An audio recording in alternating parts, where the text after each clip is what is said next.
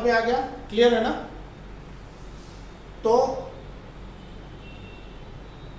अब इसके दो केसेस हैं बच्चों, इन दोनों केसेस को हम लोगों को यहीं पे डिस्कस करना है। केस 1 लिखिए, इसके बाद केस 1, इसी के जस्ट बाद लिखिए केस 1,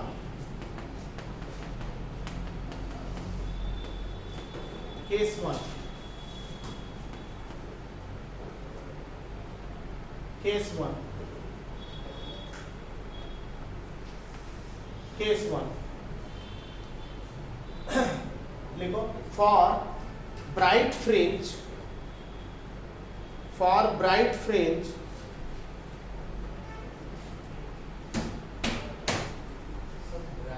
हाँ bright fringe, for bright fringe first time आया है क्या? ये ब्राइट फ्रिंज फर्स्ट टाइम थोड़ी आया, 10वीं बार आया इसी डेरिवेशन में। फॉर ब्राइट फ्रिंज ब्रैकेट में लिखो constructive interference, constructive interference for bright fringe. Bright fringe का दूसरा नाम क्या है?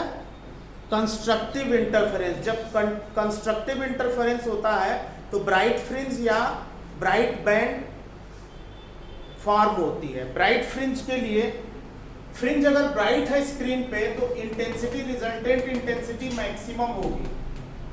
ब्राइट फ्रिंज के लिए रिजल्टेंट इंटेंसिटी मैक्सिमम होगी, और अगर मिनिमम होगी तो डार्क फ्रिंज होगी। इंटेंसिटी अगर मैक्सिमम है तो ब्राइट फ्रिंज है, और इंटेंसिटी अगर मिनिमम है तो डार्क फ्रिंज है। यही है ना? तो इंटेंसिटी यहां बताओ, इंटेंसिटी आई आर मैक्सिमम कब होगा? जब cos फाई की वैल्यू मैक्सिमम होगी। cos फाई की मैक्सिमम वैल्यू कितनी होती है? cos फाई की मैक्सिमम वैल्यू कितनी होती है? 1 होती है। cos फाई की मैक्सिमम वैल्यू कितनी होती है? I R maximum if cos phi maximum is equal to 1। और इसको आप लिख सकते हो cos phi, therefore cos phi is equal to cos 2n pi. कोई डाउट? cos फाई की वैल्यू अगर n है, cos फाई की वैल्यू अगर 1 है तो इसकी जनरल वैल्यू क्या होगी? 2n pi. कोई दिक्कत? अरे n की वैल्यू 1 रखेंगे तो 2 पाई होगा, cos 2 पाई की वैल्यू 1। 3 रखेंगे तो, अगर 2 रखेंगे तो 4 पाई होगा, cos 4 पाई वैल्यू 1। 3 रखेंगे 6 पाई होगा, वैल्यू 1। 4 रखेंगे 8 पाई होगा, वैल्यू 1। बात समझ में आ गई ना? तो इसका मतलब ये हुआ कि फाई कितना हो गया? 2n पाई।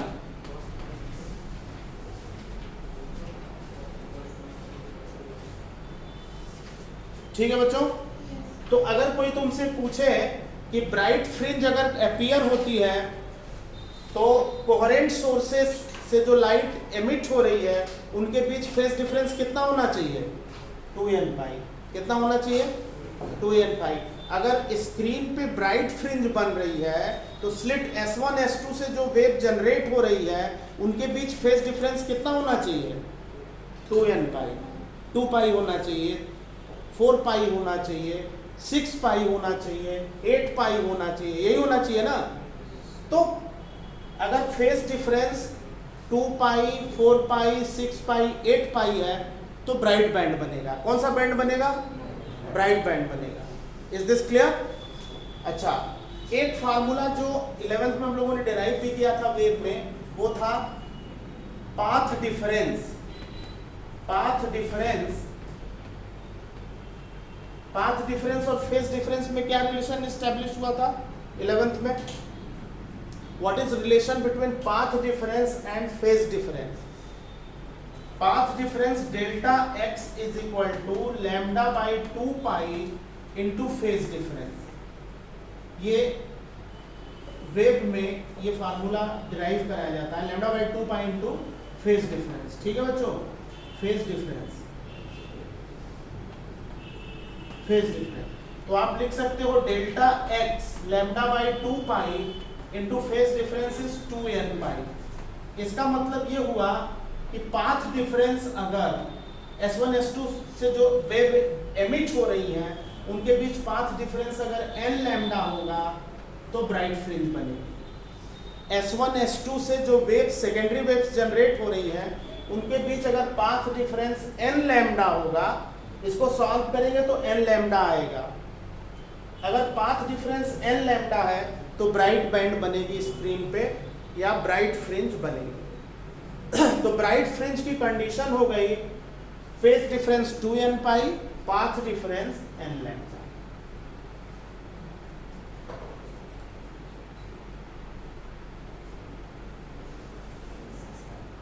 इतना सबको समझ में आ गया? क्लियर? क्लियर और नॉट?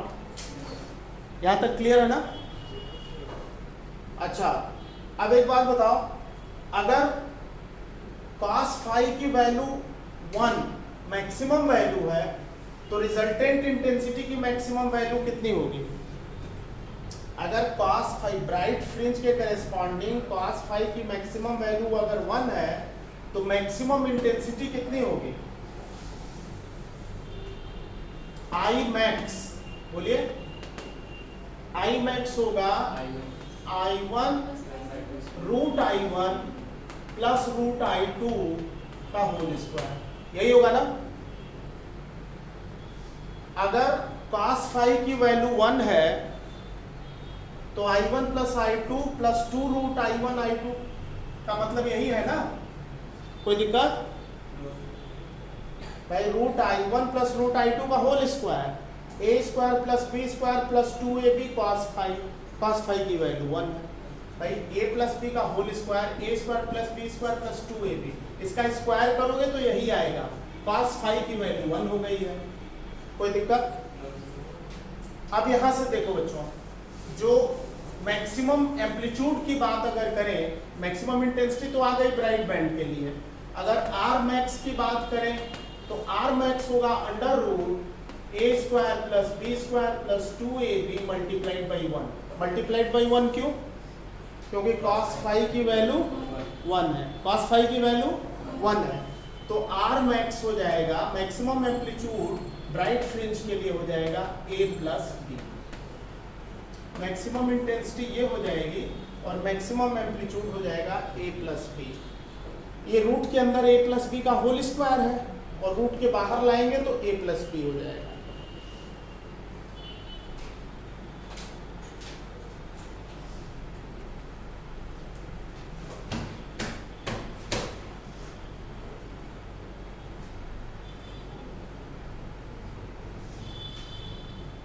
Is this clear?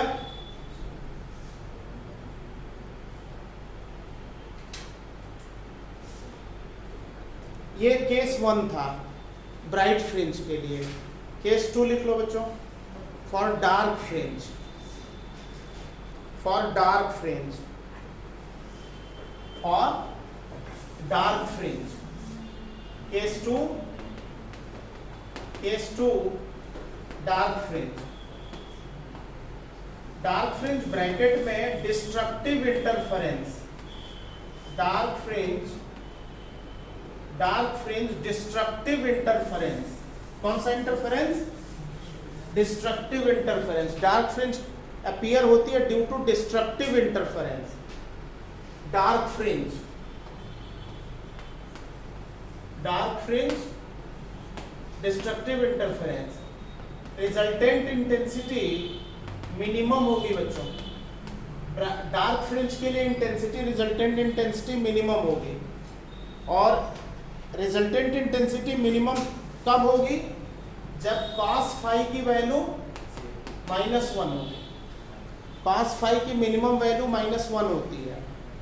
कितनी होती है? -1।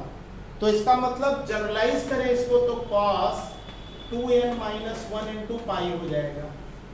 -1 की जनरल वैल्यू कितनी होगी? cos 2n - 1 पाई होगी ना भाई। n 0 रखेंगे, अगर यहाँ n 1 रखें तो cos 3 पाई -1 होता है। cos पाई अगर n 1 रखें तो cos पाई -1 होता है। 2 रखें तो 3 पाई cos 3 पाई कितना होता है -1, cos 3 रखें 5 पाई -1।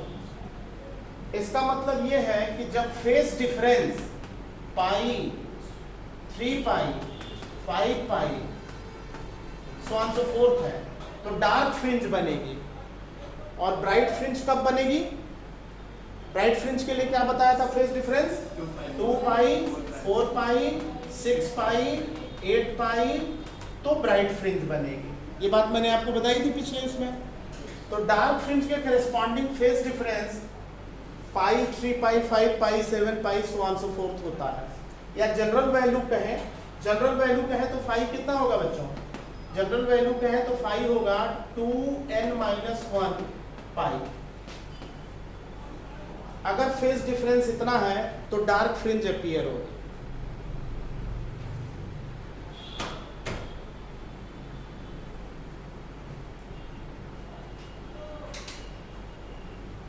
(2n-1 पाई).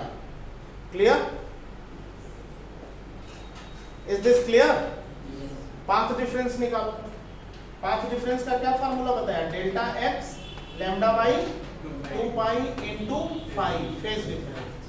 तो क्या आया डेल्टा एक्स? डेल्टा एक्स आ जाएगा, ये वैल्यू यहां रख दो तो कितना हो जाएगा 2n-1 लैम्डा बाई 2। ये पाथ डिफरेंस होगा डार्क फ्रिंज के लिए 2n-1 lambda by 2।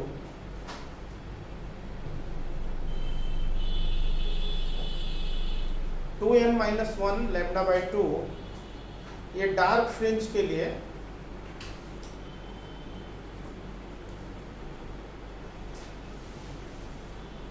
Path difference होगा। और अगर cos फाई की वैल्यू -1 रखेंगे तो मिनिमम इंटेंसिटी I मिनिमम कितनी हो जाएगी? √I1 minus √I2 whole square. यही होगा ना? √I1 minus √I2 whole square. भाई रिजल्टेंट इंटेंसिटी का फार्मूला है I1 plus I2 plus 2√I1I2 cos phi. तो cos फाई रखेंगे तो माइनस 2√I1I2 आएगा, तो √I1 माइनस √I2 का होल स्क्वायर। और R मिनिमम कितना होगा? A minus B। ये मिनिमम एम्पलीट्यूड होगा, ये मिनिमम इंटेंसिटी होगा।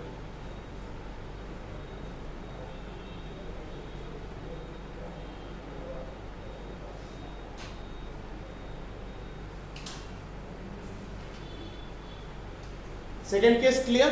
सबको क्लियर है? अब लिख सकते हैं हम लोग यहां पे I max upon I minimum √I1 plus √I2 upon √I1 minus √I2 का होल स्क्वायर। और R max upon R minimum, R max upon R minimum A plus B upon A minus B। एक question लिखो बेटा इसमें। ये 5 marks की derivation complete हो गई है। लास्ट 10 ईयर में 3-4 टाइम्स पूछी गई है ये।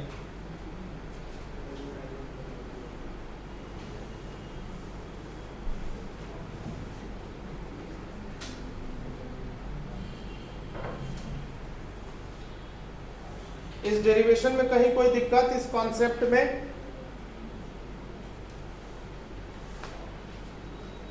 Is this whole derivation clear? 5 marks concept of interference of light clear. एक क्वेश्चन लिखो बच्चों।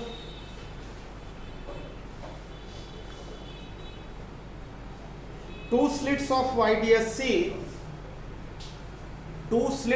YDSC, अन्य लिखो बेटा। 2 slits of IDSC have width in ratio.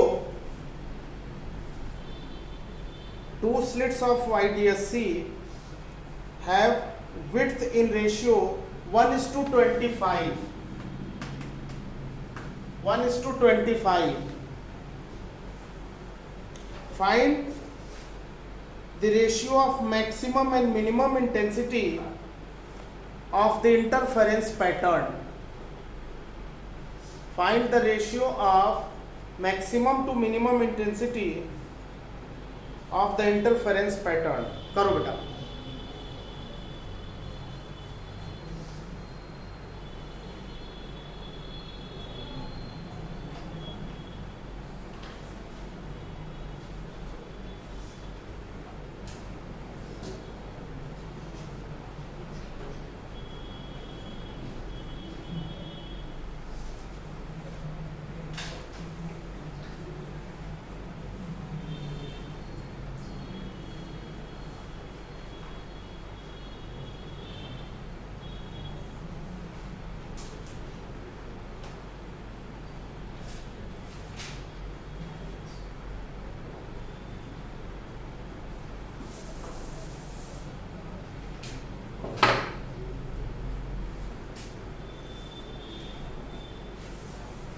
देखो स्लिट की विड्थ जितनी ज्यादा होगी इंटेंसिटी सेकेंडरी वेव की उतनी ज्यादा होगी.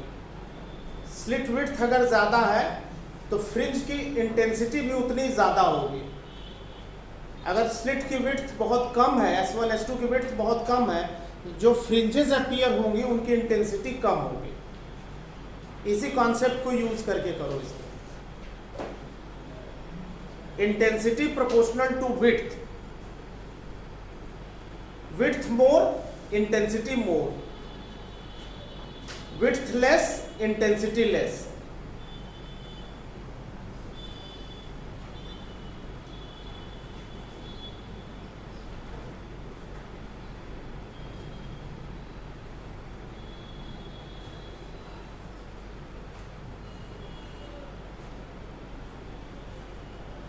क्या आंसर है बच्चों? I max upon I minimum root I1 plus root I2 upon root I1 minus root I2 whole square. यही है. 4:1.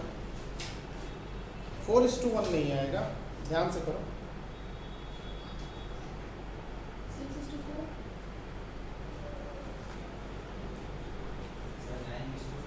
9:4. Yes, correct. Answer is 9:4. Put the values I1, I2. I proportional to width. अभी बताया ना मैंने. I intensity proportional to width. Width ratio is given. Yes, sir. 9:4. I proportional to W. तो I1, I2 की जगह W1, W2 दिया हुआ है. कितना लिखेंगे I1? बोलो शिवम. रूट I1 कितना लिखेंगे? 1 plus root I2 25 divided by 1 minus root 25. यही किया है ना? Yes, sir.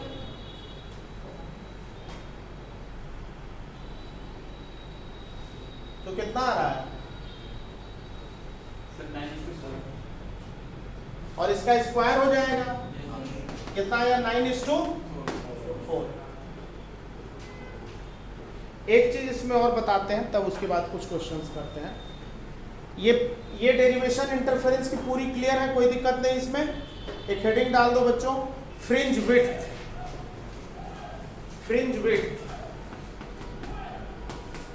Fringe width, fringe width.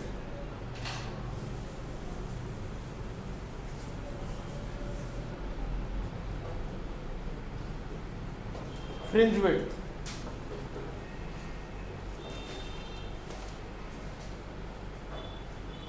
देखो बेटा, लेट फ्रिंज विड्थ की डेरिवेशन है. Let reference point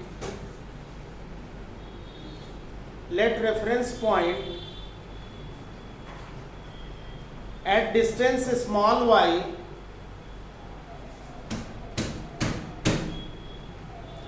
let reference point at distance small y from the central maxima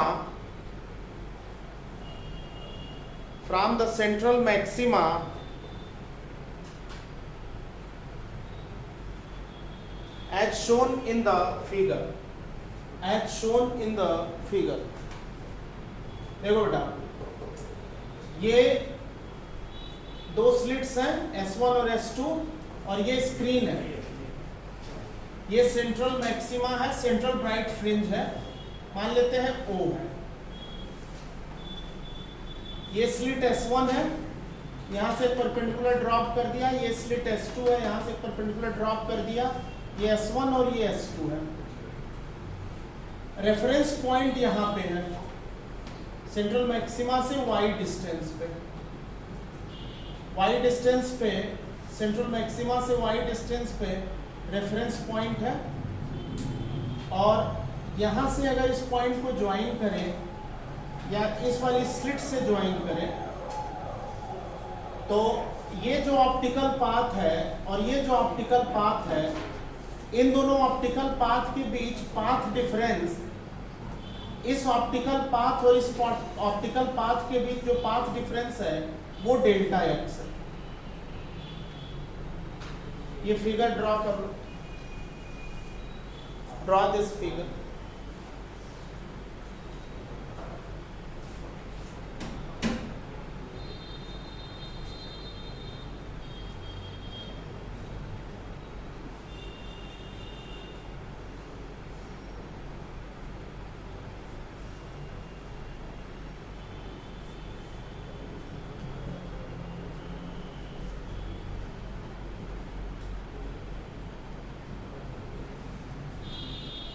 screen की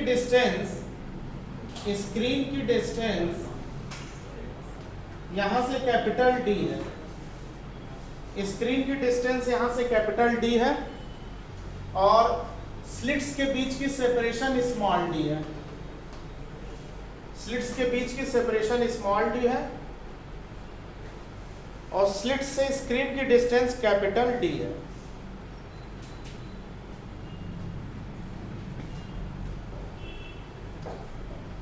अगर ये डिस्टेंस स्मॉल डी है, if this distance is small D, तो इसका मतलब ये वाली डिस्टेंस हो जाएगी d/2 और ये वाली डिस्टेंस भी हो जाएगी d/2। तो ये पूरी डिस्टेंस हो जाएगी d, क्योंकि ये डिस्टेंस d है। ये डिस्टेंस अगर d है तो ये डिस्टेंस भी d होगी, तो ये d/2 और ये d/2 होगा।